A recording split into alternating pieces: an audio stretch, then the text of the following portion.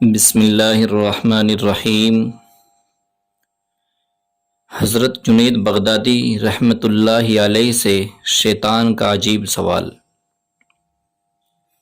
محترم بزرگوں اور دوستو، اس واقعے سے یہ سبق ملتا ہے کہ شیطان کس طرح کے ہتھ کنڈے آزماتا ہے، اور حضرت جنید بغدادی اتنے بڑے اللہ والے تھے، جب اتنے بڑے بڑے اللہ والوں پر اس کے داؤں وہ چلتے ہیں تو پھر ہم جیسوں کو تو بہکانا کتنا آسان ہے۔ اس لیے اس واقعے سے ہم سبق حاصل کریں اور اللہ رب العزت سے دعا مانگا کریں کہ اللہ شیطان کے مکر و فریب سے ہماری حفاظت فرمائے۔ حضرت جنید بغدادی رحمۃ اللہ علیہ کا نام کون نہیں جانتا۔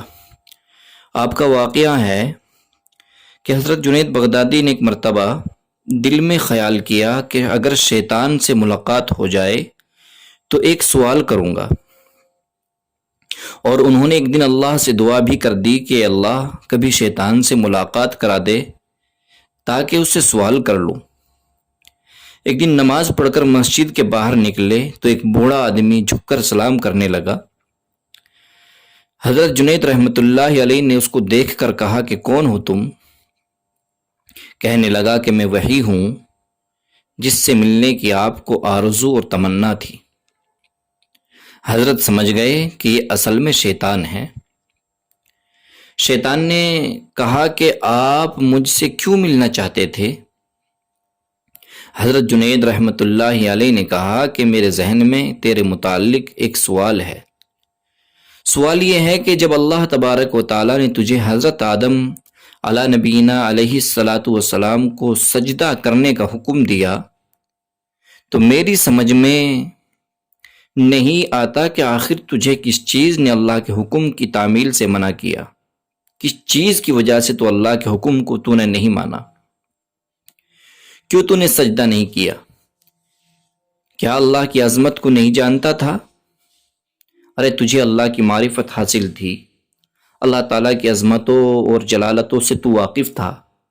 اس قدر اللہ کی قربت رکھنے کے باوجود جب اللہ نے تجھے حکم دیا کہ آدم کو سجدہ کر تو نے آخر کیوں سجدہ نہیں کیا؟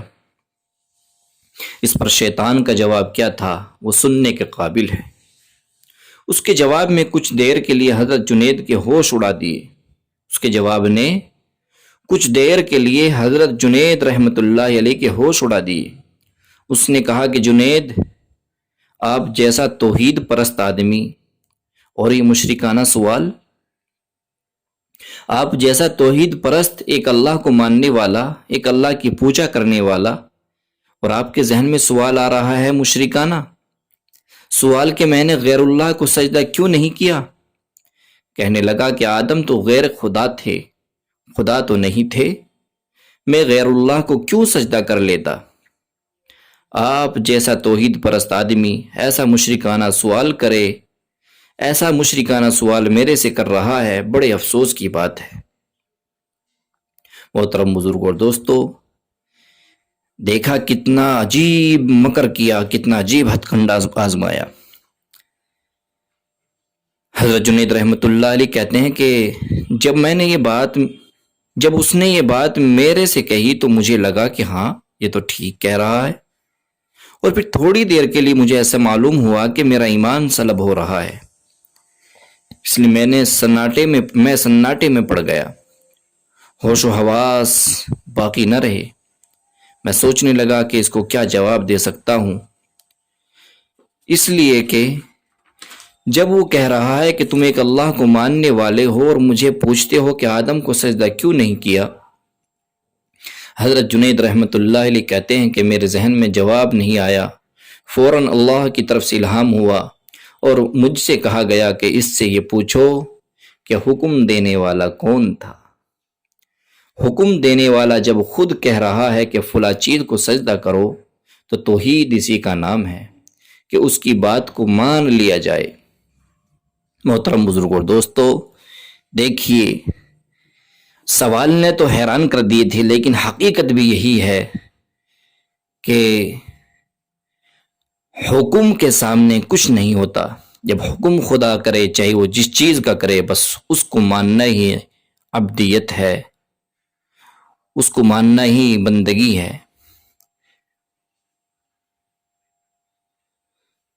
تو اللہ رب العزت نے کہا کہ اس سے پوچھو کہ حکم دینے والا کون تھا. حکم دینے والا جب خود کہہ رہا ہے کہ فلاں چیز کو سجدہ کرو تو توحید اسی کا نام ہے کہ اس کی بات کو مان لیا جائے.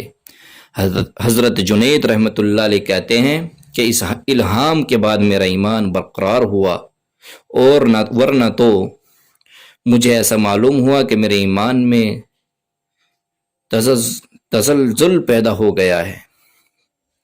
محترم بزرگوں، دوستو، میرے بھائیوں، یہ ہے شیطان کی مکاری اور عیاری. نہ ولیوں کو چھوڑا، نہ غوث و کتب و ابدال کو چھوڑا. غور کرو کہ شیطان باتوں کو اور چیزوں کو کس طرح مزین کرتا ہے اور گمراہ کرنے کی کوشش کرتا ہے. اس کا ذرا اندازہ اس واقعے سے آپ کر لیجئے. اس لیے کبھی بھی شیطان سے بے فکر نہیں ہونا چاہیے. شیطان کی عیاری اور مکاری سے بسا اوقات انسان بے ایمان بھی ہو جاتا ہے، لیکن اسے خبر تک نہیں رہتی کہ میں بے ایمان ہو چکا ہوں، میرا ایمان جا چکا ہے.